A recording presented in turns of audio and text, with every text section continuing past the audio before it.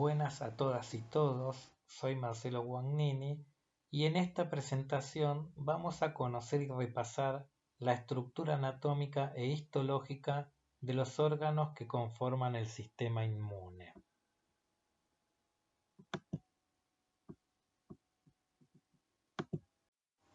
Vamos a observar un esquema simple de lo que son los órganos linfoides primarios y órganos linfoides secundarios. Los primarios son la médula ósea y el timo, y los linfoides secundarios son el vaso, los ganglios linfáticos y el tejido linfoide asociado a las mucosas, también llamado MALT. ¿Por qué se denominan órganos linfoides primarios a la médula ósea y al timo? Porque es en la médula ósea donde se forman todos los elementos del sistema inmune.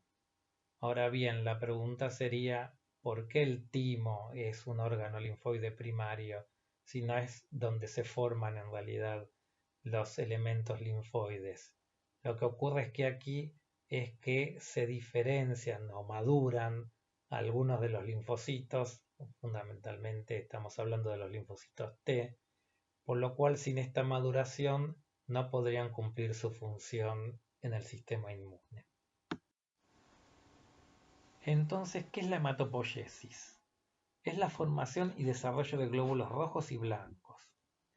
Ustedes verán en esta diapositiva que está descrita una célula que es la hematopoyética pluripotencial.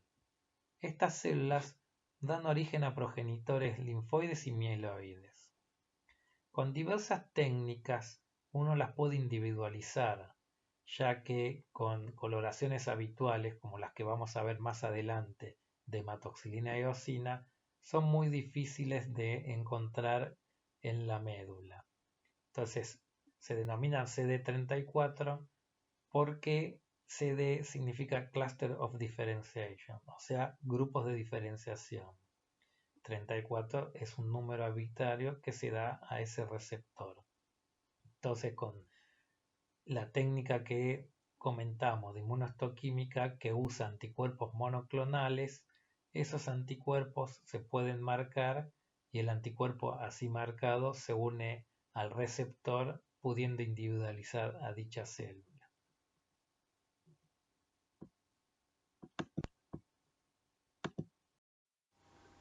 Tenemos en esta diapositiva esquematizado cómo es una médula ósea, con toda la serie mieloide, los vasos que conforman sinusoides, y no se ve en esta foto, pero está sostenida por una trama reticular, o sea, fibras reticulares de sostén. Sabemos que hay dos tipos de huesos, el hueso compacto, como los huesos planos, el ejemplo clásico es el cráneo, y los huesos esponjosos, como son la epífisis de los huesos largos, el esternón, las vértebras, la pelvis. El sitio donde se prefiere realizar las biopsias para estudiar bien la médula ósea es la espina ilíaca posterior-superior, que es un sitio donde se soporta más este tipo de procedimiento, son menos traumáticos, es un sitio donde la médula ósea es rica. Entonces, la médula ósea tiene un armazón que es de hueso esponjoso, como lo dijimos anteriormente, que está compuesto por las trabéculas. Entre las trabéculas hay tejido adiposo, y este tejido adiposo va a variar de acuerdo a la edad. En una persona joven, el predominio es de los elementos celulares, es decir, de la serie granulocítica, la serie eritroide y megacariocítica, por sobre el tejido adiposo, aproximadamente en un porcentaje de 70-30, o sea, 70% de células y 30% de adiposo. En edad media es 50 y 50, y en adultos y ancianos es más dependiente del tejido adiposo, el predominio, más o menos un 30% de celularidad y un 70% de tejido adiposo. Entonces, los componentes hematopoyéticos fundamentales que se ven en una biopsia de médula ósea son tres: la serie eritroide, la serie mieloide y la serie megacariocítica, con predominio entonces de la serie mieloide y de la serie eritroide por sobre la megacariocítica. Hay una relación de 3-1 a favor de la serie mieloide. No hablamos de linfocitos y plasmocitos, la realidad que son bastante difíciles de observar en una biopsia de médula ósea. Los plasmocitos suelen ser perivasculares. Los linfocitos suelen estar dispersos, pero más comúnmente en grupos. Predominan los linfocitos en el primer año de vida, pero después van disminuyendo en cantidad. Es decir, y resumiendo, entonces, cuando uno ve una médula ósea, lo que más observa es la serie mieloide o también llamada granulocítica. De diapositiva vemos más o menos lo que es toda la ontogenia de los elementos que conforman el sistema inmune. En la siguiente, un poco más específico de la ontogenia y de las funciones. Vemos el preparado histológico entonces de un hueso esponjoso con su respectiva médula. Es una biopsia teñida con hematoxilina y eosina, donde las trabéculas óseas se observan de color rosado. La médula, observen que tienen fundamentalmente dos colores, el azul de la distribución celular de las tres series hematopoyéticas, o sea, la serie mieloide, la serie eritroide y la serie megacariocítica, que va a estar entremezclada. Y el color claro es del tejido adiposo. Recordemos que el tejido adiposo va aumentando con la edad. Como dijimos anteriormente, en edad infantil predomina la serie hematopoyética y en la edad adulta predomina el tejido adiposo. Entonces, reiteramos, vemos un tejido de color claro que es el tejido adiposo, un tejido azulado que son todas las células y vemos áreas más grandes o amplias, claras, que serían los senos. No observamos con esta coloración la trama de reticulina, que es el soporte de la médula ósea. Esto se debería ver con otros tipos de coloraciones que las resaltan, como se llaman la coloración para fibras de reticulina.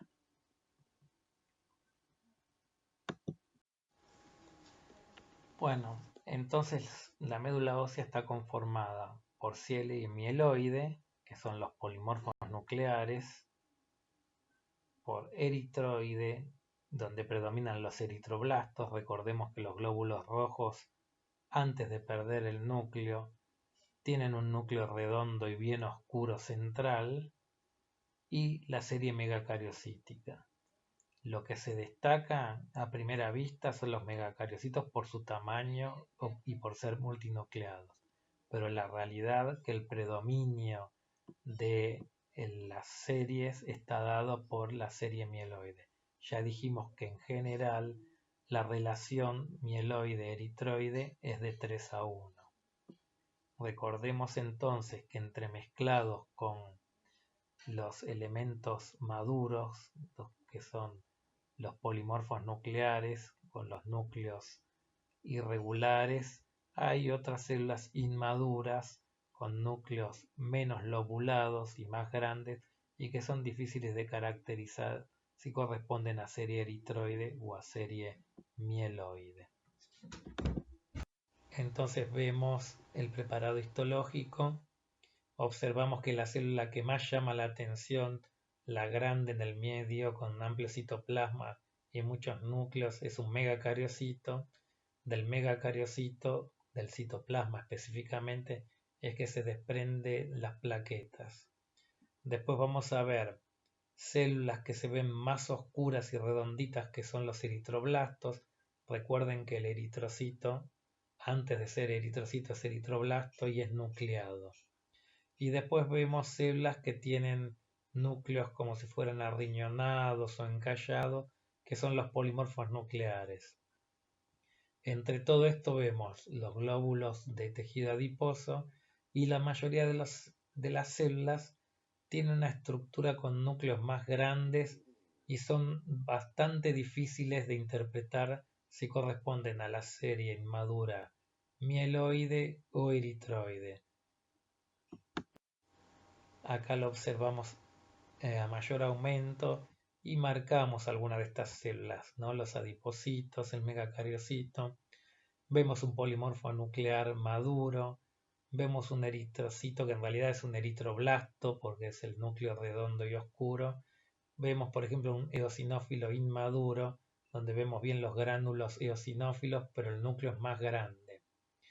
No es patrimonio del patólogo o del histólogo el poder diferenciar las células inmaduras porque la realidad es que con hematoxilina y eosina se ven muy parecidas, sino que es el hematólogo que con los extendidos puede diferenciar a qué progenie pertenece cada célula. Acá vemos un poco otro esquema de la ontogenia del sistema inmune. Vamos a pasar a hablar ahora del timo. El timo es un órgano glandular que está constituido fundamentalmente y predominantemente por linfocitos, y estos son linfocitos T. La función, como dice esta diapositiva, es crear y seleccionar un repertorio de células T que protegerán al cuerpo de infecciones. Lo que tenemos descrito en esta diapositiva de la selección positiva y negativa lo veremos más en profundidad con el correr de la asignatura.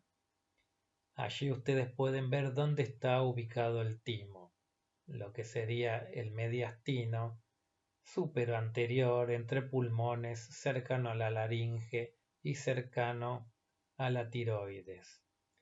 Como anécdota, uno puede contar que en patología tumoral tiroidea, cuando se resecan los ganglios linfáticos de dicha zona, uno puede observar restos tímicos en pacientes de mayoría de edad, porque es de destacar que el timo va involucionando con la edad. Es decir, que el timo se ve enteramente y con su estructura conservada en edades pediátricas o neonatales, pero luego va desapareciendo, quedando simplemente restos de glándulas en lo que sería el tejido adiposo de la zona mediastínica.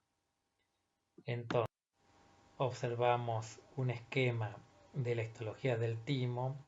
Vemos que está conformado por una delgada cápsula de tejido conectivo. Luego tenemos una corteza que está constituida fundamentalmente por linfocitos y luego vamos en el centro a tener una médula. Todas estas células a su vez tapan, oscurecen otras que son las células epiteliales del timo.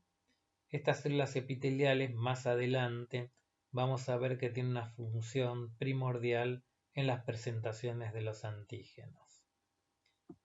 Tenemos entonces un corte histológico con hematoxilina y eosina, y en realidad una de las características que uno aprecia mejor en un corte histológico, aparte obviamente de todo el fondo linfoide, son estas estructuras arremolinadas que serían como perlas córneas, es decir, como elementos escamoides, que son células en degeneración y que se denominan corpúsculos de Hassel. Bueno, luego hablamos de los órganos linfoides secundarios, que tenemos a los ganglios linfáticos, al vaso y al tejido linfoide asociado a las mucosas. Observamos que los ganglios linfáticos tienen una estructura que semeja a un poroto, ¿no? Con una cara convexa y una cara cóncava donde salen los vasos eferentes. Entonces la histología de los ganglios linfáticos tenemos que, similar al timo, está rodeado por una delgada cápsula de tejido conectivo. Tenemos una zona periférica llamada corteza y una más profunda llamada médula. O sea, como ven, semejante a lo que es el timo. Vemos el corte histológico de un ganglio linfático. Fíjense que tiene la forma de un poroto, también algunos dicen forma riñonada, con una cara convexa y una cara cóncava. La cara convexa obviamente hacia la derecha, la cóncava hacia la izquierda. Fíjense que en la cara convexa vemos una delgada línea rosada que es la cápsula de tejido conectivo. Por fuera de esta cápsula de tejido conectivo hay tejido adiposo. Pero vamos al ganglio linfático propiamente dicho. Inmediatamente por dentro de la cápsula vemos la corteza y sigue con la médula, que es lo que está en profundidad y es donde se observan la mayoría de las estructuras vasculares. Donde observamos que dice la palabra médula, ahí estamos en el hilio del ganglio linfático y de allí es que saldrían los vasos eferentes. Volviendo a la corteza, observamos que hay unas estructuras redondeadas de color claro y que tienen la letra F. F es de folículo, folículo linfoide, pero la realidad que lo que se ve más claro es el centro germinal del folículo linfoide. Estos centros germinales se ven claros cuando hay un estímulo antigénico, porque en general, ni bien nacemos, los folículos tienen un centro germinal que se ve oscuro. ¿Esto por qué es? Porque al tener contacto con un estímulo antigénico comienza a reaccionar los linfocitos, los linfocitos se vuelven más grandes. La mayoría de las células a las cuales uno destaca como células inmaduras, ya sea en cualquier órgano de lo que estuviéramos hablando, las células inmaduras suelen ser más grandes, tener más citoplasma, tener núcleos más amplios. Entonces, al tener más citoplasma, hace que se vean más claras las zonas y por eso acá vemos un ganglio linfático que ya tuvo su estímulo antigénico. Lo que vemos con la letra S es de los senos, que son los senos vasculares, son vasos linfáticos y se interponen entre los folículos. Los folículos linfoides predominantemente están constituidos por linfocitos B.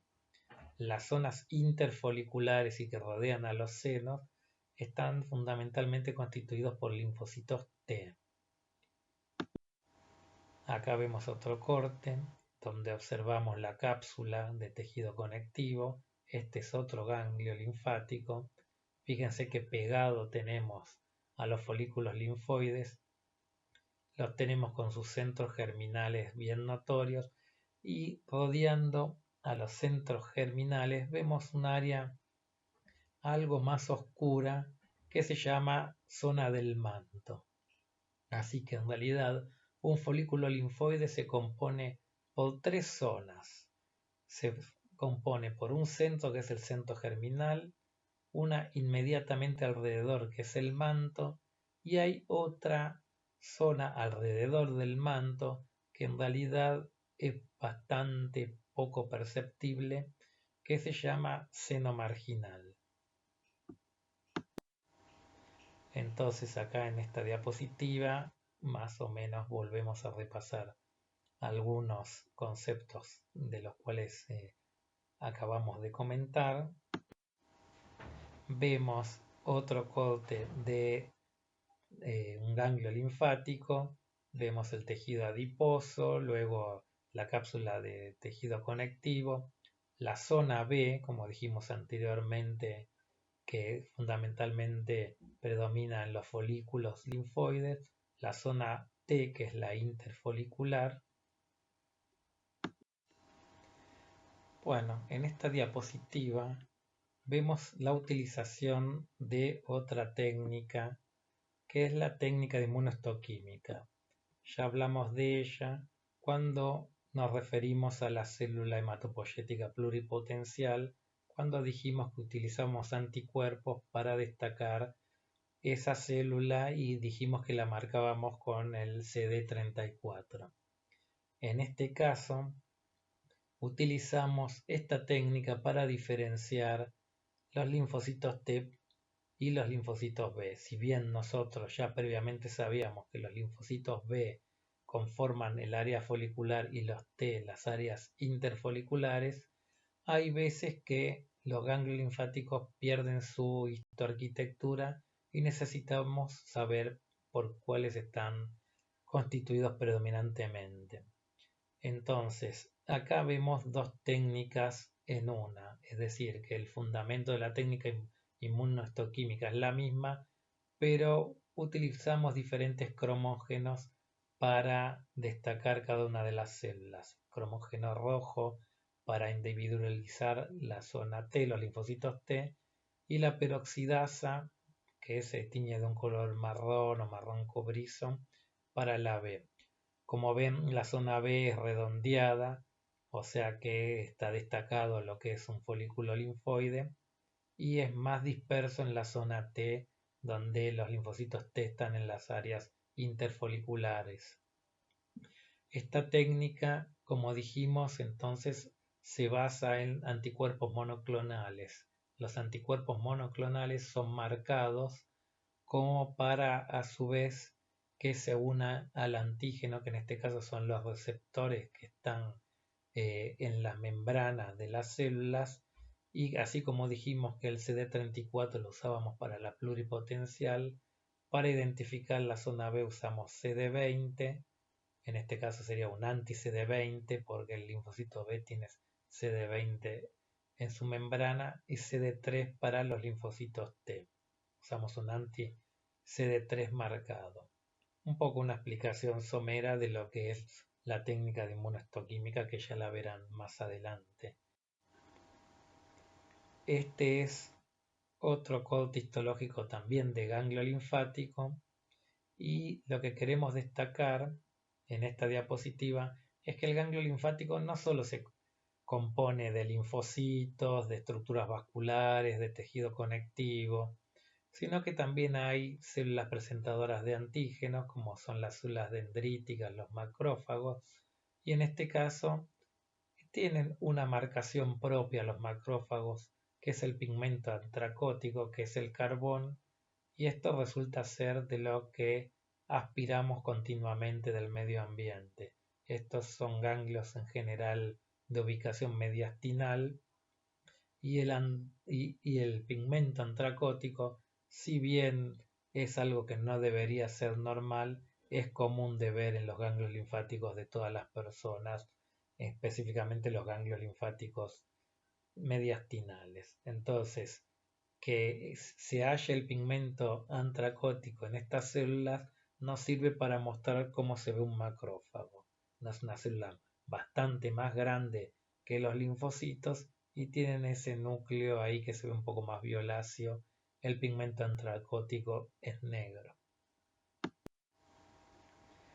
Bueno, luego pasamos al vaso. Así como dijimos que el timo es un órgano glandular, por ejemplo, el páncreas sería un órgano glandular, hay otros órganos que nosotros denominamos parenquimatosos. Los órganos parenquimatosos son los órganos sólidos, como pudiera ser el hígado, como pudiera ser los riñones. El vaso es un órgano parenquimatoso. El vaso entonces está ubicado en el hipocondrio izquierdo. Tiene una forma bastante similar a los riñones, incluso hasta tiene pesos semejantes, y lo que vamos a ver es un poco cómo está constituida su histología. Entonces acá un poco lo que dijimos.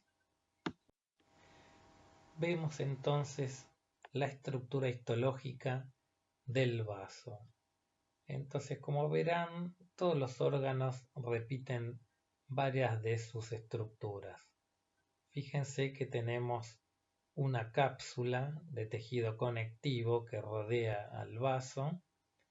Luego tenemos al vaso propiamente dicho, que se divide en dos, en pulpa blanca y pulpa roja.